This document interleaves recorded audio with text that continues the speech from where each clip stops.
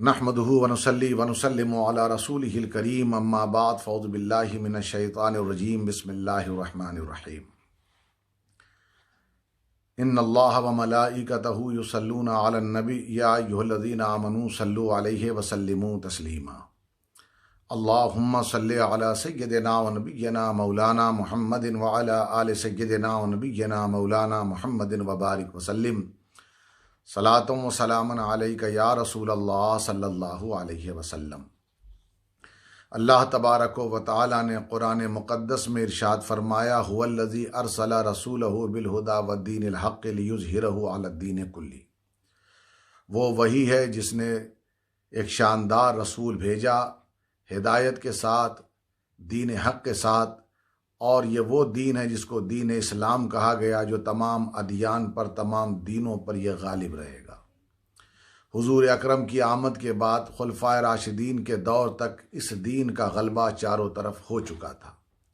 اس کے بعد یہ غلبہ مسلسل قائم رہا اور اس کا غالب ہونا بار بار یہ ظاہر بھی ہوتا رہا الگ الگ دور میں۔ اگرچہ مسلمانوں کا کبھی زوال رہا، کبھی عروج رہا، لیکن یہ ہے کہ اسلام کا اپنا غلبہ ایز اے دین، ایز اے ریلیجن، یہ سب پر ظاہر ہر دور میں ہوتا رہا۔ تو اس کے بعد حضور اکرم صلی اللہ علیہ وسلم کے دور سے لے کر پھر آج تک، جیسے موجودہ دور ہے، موجودہ دور میں بھی یہ خیال آتا ہے کہ آج کا دور یہ دور زوال ہے، مسلمانوں کے لیے ایک بڑا مشکلوں کا دور ہے۔ لیکن اللہ کے رسول صلی اللہ علیہ وسلم نے صحابہ کی بھیڑ میں ارشاد فرمایا کہ آخری زمانے میں امام مہدی کا ظہور ہوگا، یعنی حضرت امام مہدی کا تشریف لانا ہوگا۔ اب چونکہ حضور اکرم صلی اللہ علیہ وسلم نے فرمایا کہ آخری دور میں امام مہدی تشریف لائیں گے، تو مسلمانوں کے درمیان یہ عقیدہ بالکل راسخ ہو چکا ہے، مضبوط ہو چکا ہے کہ امام مہدی تشریف لائیں گے، اور جب امام مہدی تشریف لائیں گے تو اس وقت بھی اس دین کا چاروں طرف غلبہ ہی غلبہ ظاہر ہو جائے گا۔ حضرت امام مہدی کے تعلق سے مسند احمد ابن حنبل میں حضور کا ایک ارشاد نقل ہے۔ حضور نے فرمایا کہ امام مہدی میری اہل بیت سے ہیں اور وہ انقلاب لائیں گے، وہ انقلاب لائیں گے، وہ چینجنگ لائیں گے۔ وہ چینجنگ کیا ہوگی؟ تو فرمایا کہ یہ زمین جو ہے ظلم سے بھر چکی ہوگی، یہ زمین جو ہے ہر طرف کرولٹی ہوگی، اس زمین پر ہر طرف ظلم ہی ظلم ہوگا، ہر طاقتور اپنے کمزور کو دبائے گا اور انصاف نام کی کوئی چیز نہیں رہے گی۔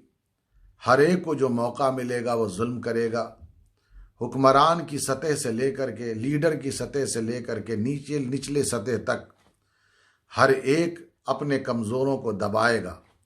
جب اس پوری زمین پر ظلم ہی ظلم ہوگا تو حضرت امام مہدی یہ چینجنگ لائیں گے کہ حضرت امام مہدی کے آنے کے بعد اس زمین پر انصاف ہی انصاف ہوگا، جسٹس سسٹم جو ہے وہ اسٹیبلش ہوگا۔ Every corner of this world پر جو ہے انصاف ہی انصاف، جسٹس سسٹم نظر آئے گا۔ حضرت امام مہدی کے تعلق سے چونکہ حضور نے پہلے ارشاد فرما دیا، بہت سارے لوگوں نے آج تک، متعدد لوگوں نے یہ دعویٰ کیا کہ ہم امام مہدی، ہم امام مہدی، ہم امام مہدی، چونکہ حضور نے بتا دیا تھا کہ مہدی آئیں گے، اور یہ مسلمانوں میں ایک مشہور ترین اور ایک مضبوط عقیدہ ہے مسلمانوں کا امام مہدی کے تعلق سے۔ تو اب ظاہر سی بات ہے کہ جو دشمنان اسلام ہیں ہر دور میں ان کی سازشیں رہی ہیں، اس عقیدے کو بھی کمزور کرنے کے لیے اور اس عقیدے کو جھٹلانے کے لیے، مسلمانوں کے عقیدے کو کمزور کرنے کے لیے ہر دور میں وہ سازشیں کرتے رہے، اور ان کی سازش ناکام بھی ہوتی رہی، بے نقاب بھی ہوتی رہی، مسلمانوں پر ظاہر بھی ہوتی رہی۔ مضبوط عقیدے والوں کو اللہ نے ان تمام تر سازشوں سے بچا کر کے بھی رکھا، لیکن افسوس کی بات ہے کہ بھولے بھالے لوگ جو ہیں اس میں پھنس جاتے ہیں۔ دیکھیے چند لوگوں نے، متعدد لوگوں نے بھی کہہ دیا جائے تو غلط نہیں، اپنے اپنے دور میں اپنے اپنے موقع پر اور دشمنوں کا ہتھ کنڈا، دشمنوں کا ہتھیار بن کر کے انہوں نے اس بات کا دعویٰ کیا کہ مہدی کا ظہور ہو گیا. دے کلیم دیئر سیلف ایز اے مہدی. اب اس کے بعد یہ نکلا کہ انہوں نے مہدی کلیم کیا، اور سب سے پہلی چیز انہوں نے کیا بتائی، جب وہ کوئی مہدی کلیم کرتا رہا کسی دور میں بھی تو وہ کیا کہتا ہے، وہ یہ بتاتا ہے کہ دیکھو یہ جو علماء حق ہیں، یہ علماء ہیں، یہ مولویوں سے دور رہنا.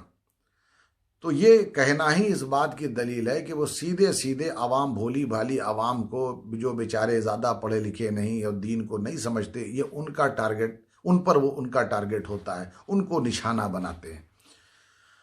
اور بار بار یہ سبق دہراتے رہتے ہیں کہ علماء سے دور رہنا، کوئی بات علماء سے مت پوچھنا ورنہ تم گمراہ ہو جاؤ گے. ان کی نظر میں گمراہی یعنی دین حق پر قائم رہنے کا نام ہے. چونکہ عوام اگر علماء سے دور کرنے کا مقصد یہ ہے کہ اگر عوام علماء کے پاس آئے گی تو ظاہر سی بات ہے کہ کوئی عالم یہ تو نہیں کہے گا کہ میری عقل یہ کہہ رہی ہے، وہ تو یہ کہے گا کہ دیکھو قرآن کیا کہہ رہا ہے، دیکھو حضور کا ارشاد کیا کہہ رہا ہے، دیکھو امت کا کس بات پر اتفاق ہے. تو جب یہ بات ان پر واضح ہوگی، ظاہر سی بات ہے کہ وہ جتنے بھی جھوٹے دعوے دار، جو جھوٹا کلیم کرنے والے ہیں، جو فیک مہدی ہیں اور اس کا کلیم کرتے ہیں، تو وہ سب ان کا چہرہ جو ہے ظاہر ہو جائے گا. لہٰذا وہ پہلے ہی سے یہ سبق دہراتے رہتے ہیں کہ علماء سے دور رہنا. ایک تو ان کی یہ بھی پہچان ہے.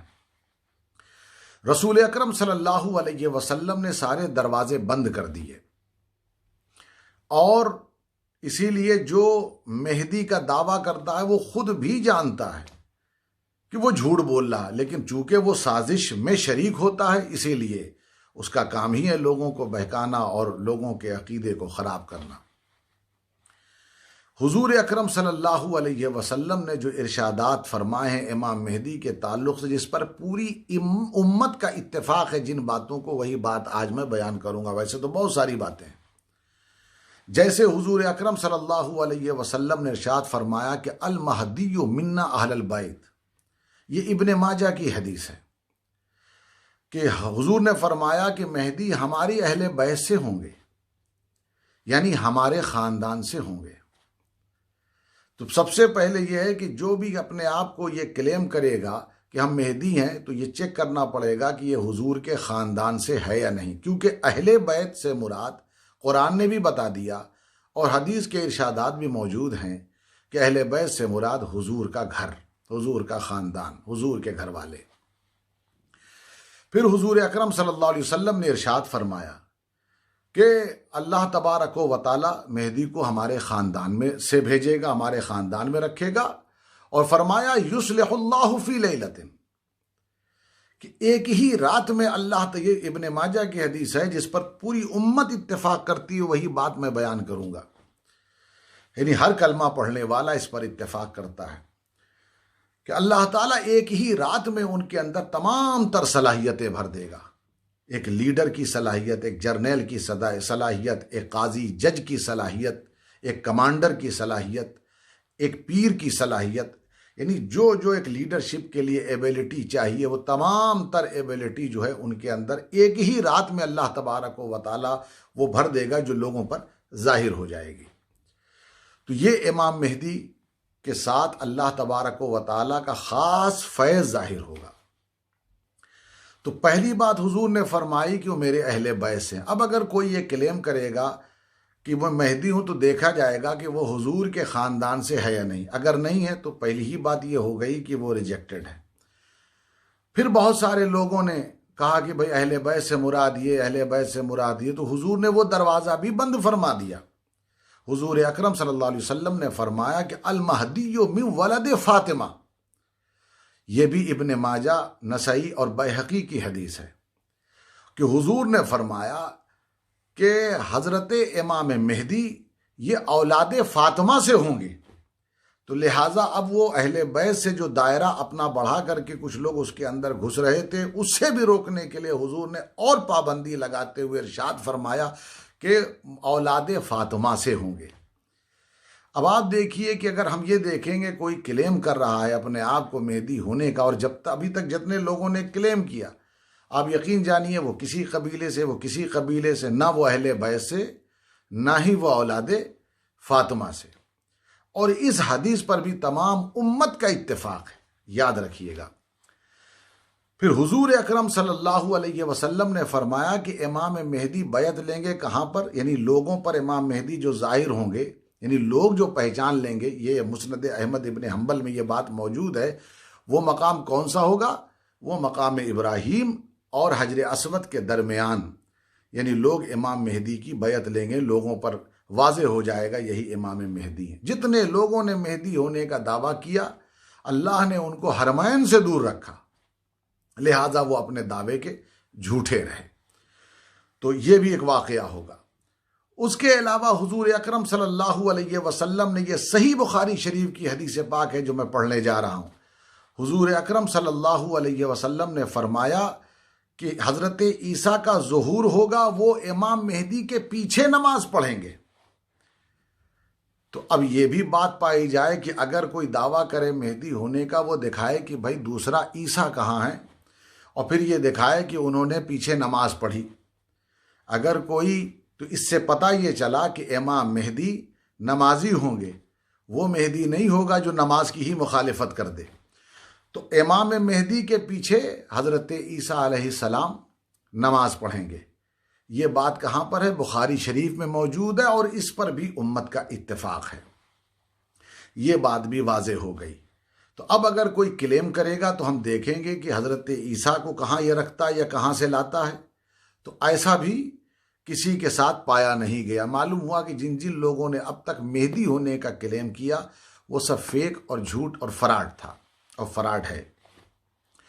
اسی طرح حضور اکرم صلی اللہ علیہ وسلم نے ارشاد فرمایا، یہ بھی ترمذی شریف کی حدیث پاک ہے کہ حضور نے فرمایا کہ لا تذهب الدنیا، یہ دنیا ختم نہیں ہوگی، حتی یملک العرب، یہاں تک کہ عرب سے ایک شخص بادشاہ نہ ہو جائے، یعنی اس کی حکومت قائم نہ ہو جائے، رجل من اہل بیتی، وہ میری اہل بیت سے ہوگا۔